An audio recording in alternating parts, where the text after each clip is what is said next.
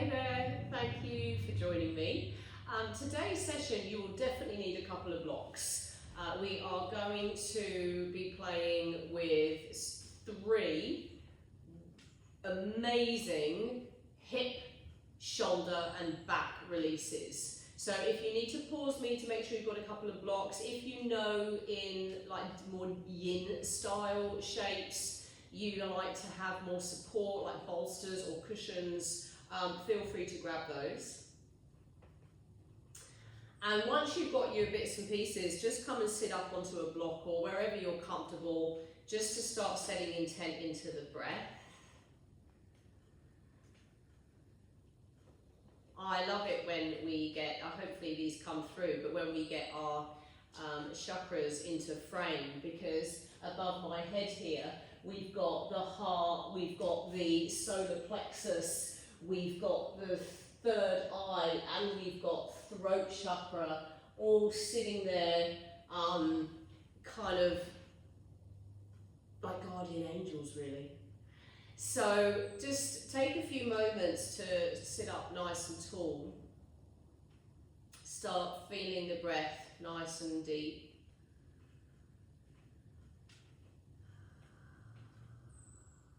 And just for a recap and also perhaps information if you're not entirely aware of this, we often hear the yin-yang phrases thrown around a lot in yoga, and particularly the yin. We're going to focus on that a little bit today.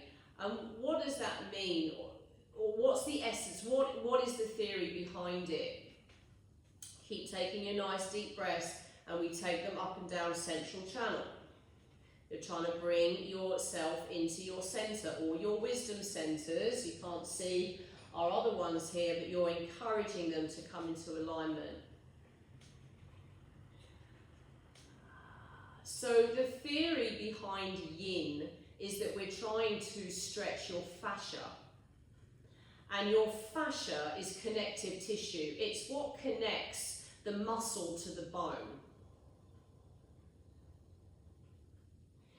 So the theory suggests that in order to get to fascia, to really get to that deep into the body, we have to learn to relax the muscle above it enough in order for the stress of the stretch to get underneath.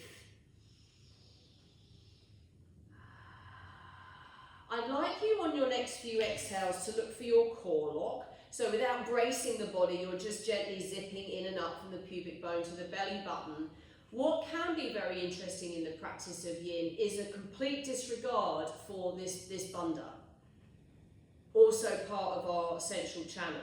So there's no support from the core in some of these shapes, which if you're not very flexible can obviously not feel very nice, and if you are flexible can often lead to potential injury, because particularly if you're hypermobile, you know that you have hypermobility in your joints where you can feel like your arm goes straight and some, and the same with the legs where you have that hyperextension in the knee. You overstretch without core support, potentially you're going to create a lot of stress into those joints. So the reason I'm talking about this at the start is I think it's really important to understand what this yin practice is about, which is a little bit more and a bit deeper, excuse the pun, than deep stretching. Because also with deep stretching comes responsibility. Responsibility for us to support ourselves, which isn't just flopping. That is why we use the props to support us, but that is still a really gentle sense of activation through the tummy. Unless we are in a specific yin pose that is completely supported, like on our backs for example, where we are being invited to release the stomach, whether it might be a pranayama, a breath exercise we're doing, or something where we're being encouraged to completely release that area. But otherwise, on your next few out breaths, just have a play with lifting pelvic floor. Now this isn't forced, it isn't sudden, but you can feel a sense of drawing in and up. Now when you're ready, I'm going to invite you to, we're going to kick straight off into what's called deer. And I'm going to do this facing you. So you would bend your right knee and bring your left leg back behind you like this. See how that feels. If you do need props for knees or anywhere else, remember you can play with your blocks as you wish or your bolsters. And then when you feel ready, just start to bring the body forward. I'm a big fan of blocks for the head.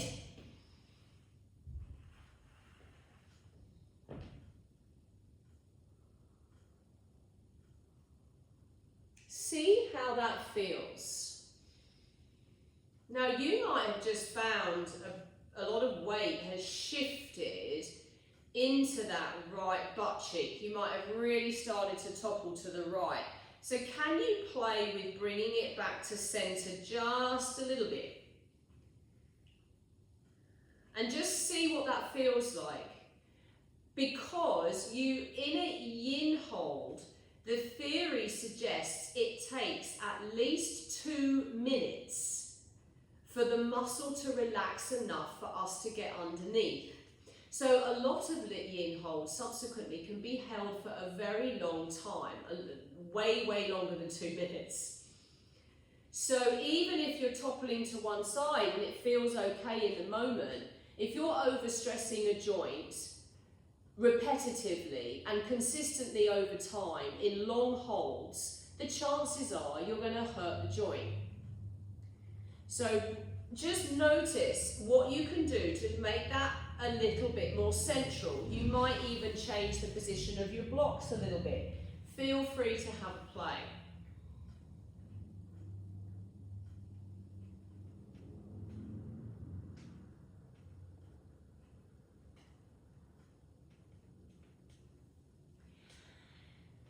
Now I'm going to suggest with each of our yin holds that you hold those shapes for at least 3 minutes.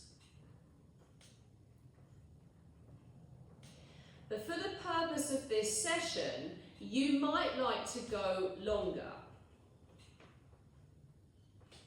I would suggest a well-supported shape like this with the blocks. You could easily go up to 5, even longer, as long as you're aware that you're not overstressing your knees or your hips.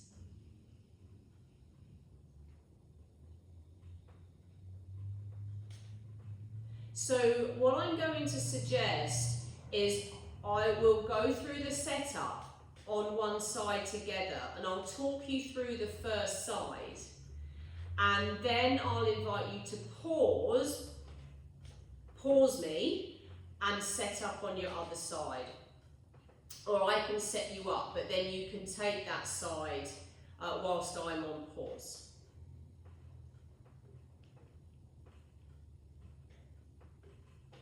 You've got about 3 more rounds of breath.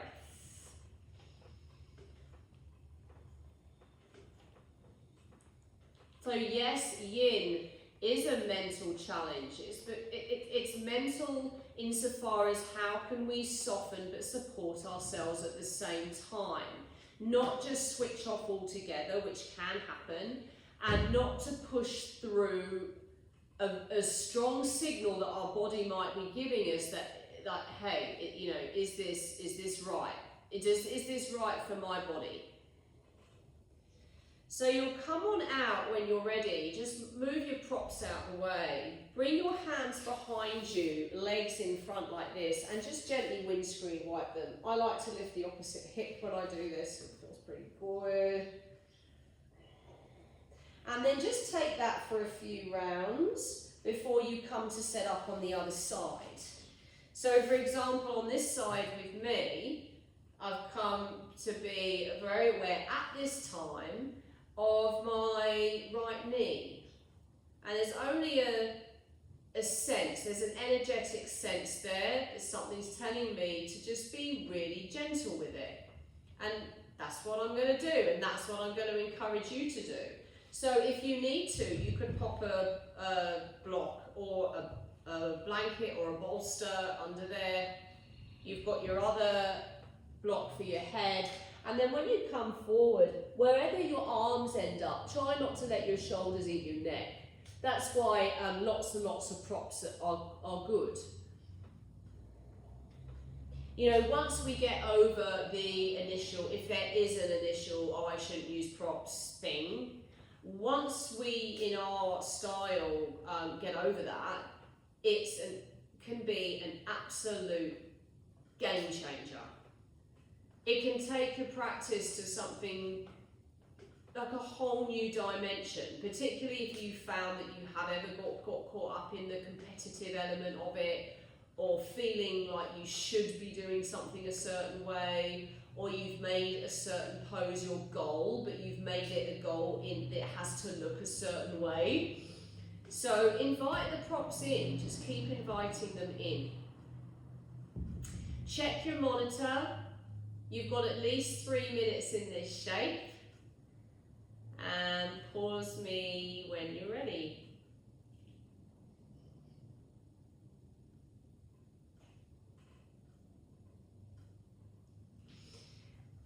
So welcome. After your shape there, you're going to very gently come on out. Bring the legs behind you, or in front of you, excuse me. Feel that windscreen wipe once again. And then when you're ready, pop your blocks to one end of the mat and bring your head down that same end.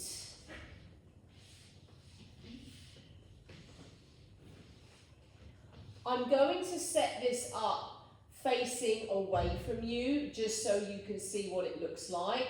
Once you're in, I'm going to turn around so that I'm facing the monitor as I'm talking you through the hold. So if your head's the same end as mine, you're going to be stretching your right arm out. Now creep the arm away from your body. You might want a block up that just under the top of the mat horizontally, like a little pillow. You might move it in a moment.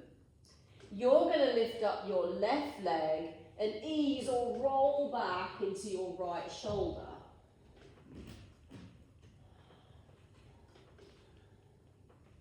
This leg, you can do whatever you want with it, but it's stable. And this arm is creeping away. This arm, you can have it in front of your chest, you could bring it behind your back. You can keep it down on the floor.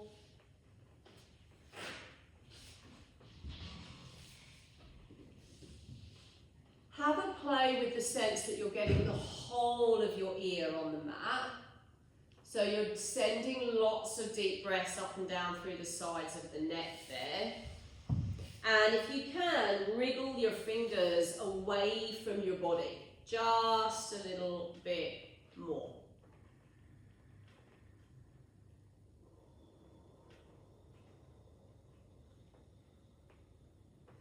This shape is also one you can do against the wall, where you put your arm back.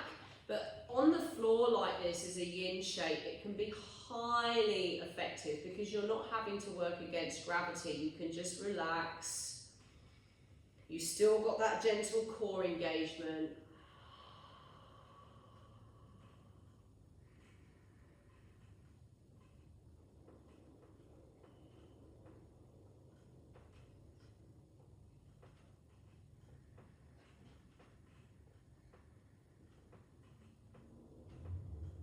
Now, one tool you can add into your yin, once you're looking for that stabilization through your core, you're trying to soften through the joints, you're not pushing through stress in any of the joints, is you take your deep breath in, 2, 3, and you pause it, 2, 3, as you breathe out, 2, 3, and pause. It's your box breath as you go in. 2, 3, pause and hold it. 2, 3, exhale. 2, 3, and hold. So sneak a peek at your monitor. You can go at least to 3 minutes. If you've got more time, go for longer.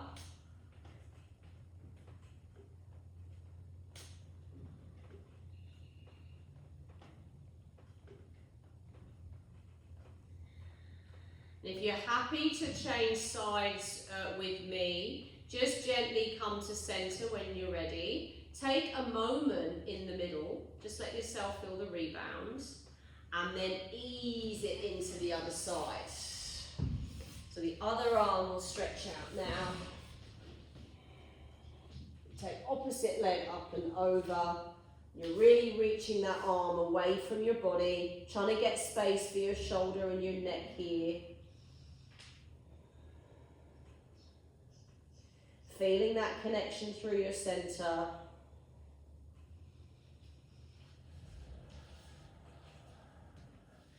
So at least 3 minutes. If you're going for longer, of course that's okay. Pause me if you need to.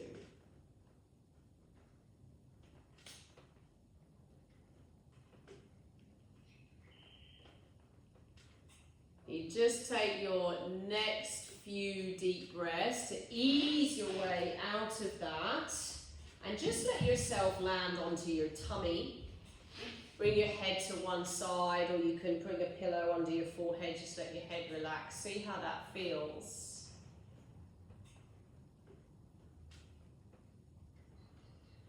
And then when you're ready, just gently press back into a child's pose, just for a moment, just so you can let your back reset, let you reset. Incidentally, this would be a great class to either go before or after the reset practice.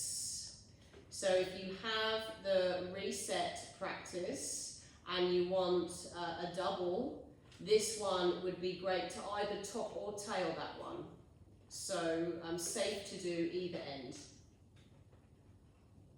When you're ready to come on up. I'm going to invite you to make a T shape with your blocks, which looks like this. Now, one of them is going to be for your head, and the other one tracks down your spinal column. You want the bottom of the T to basically get that mid-back area, kind of along the bra strap region or mid-back area. If your area of tightness is a little higher, then you might slide those blocks up so they meet like this. Hopefully that's clear. That's how my blocks are looking, and I put them down on the mat. I've found recently I need to slide this one down because I want this point to get lower down my back. You want your head to be supported, so make sure you've got more cushions up there just in case you need them. You're going to sit in front of your blocks, gently start to lower, try and position the bottom of the block where you need it, and then start to bring the head back.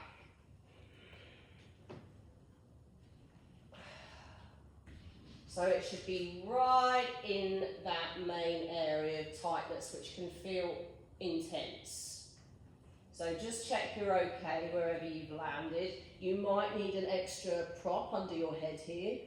If I had one, I'd grab one for myself if I was going to stay here.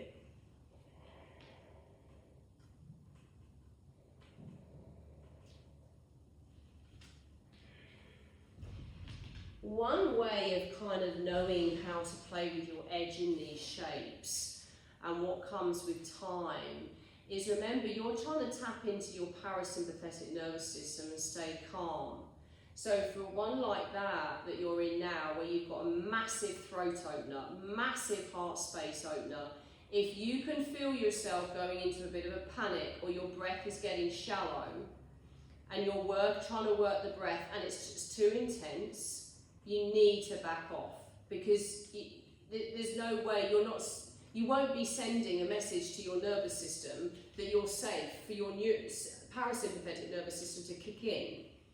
So you always back off, which is one of the biggest learning experiences for some of us in this yoga practice, because we're not conditioned, certainly a lot of us, to back off. We're conditioned to push through.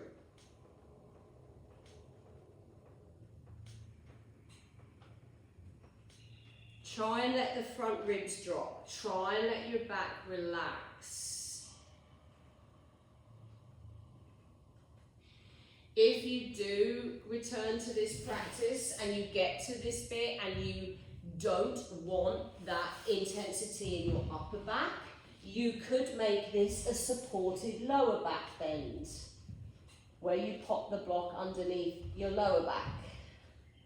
I've got it on the small side here, but you've got mid and you've got high, so you could go right up to the top if you wanted to, right up there.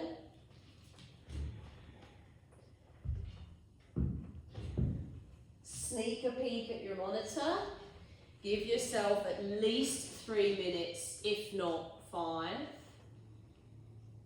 And pause me.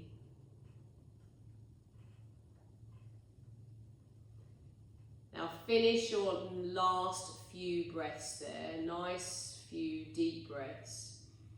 Whatever shape you're in, you might prop yourself up onto your elbows, move the blocks and lie down. You might be lifting your bum, sliding the block out and lying down, but just do it carefully. Once you're down, you might want to give the knees just a gentle squeeze. Feel the shoulder blades spread.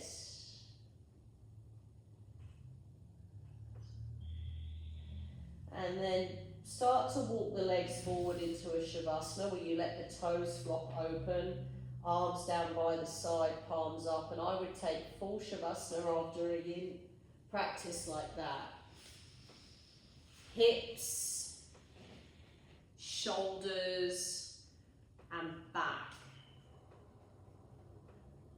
When you need a release in those areas, archive this class just for that, and I will name it accordingly. Hip, shoulders, back, yin, deep release. Give yourself at least 5 minutes, please. Thank you for joining me. Namaste.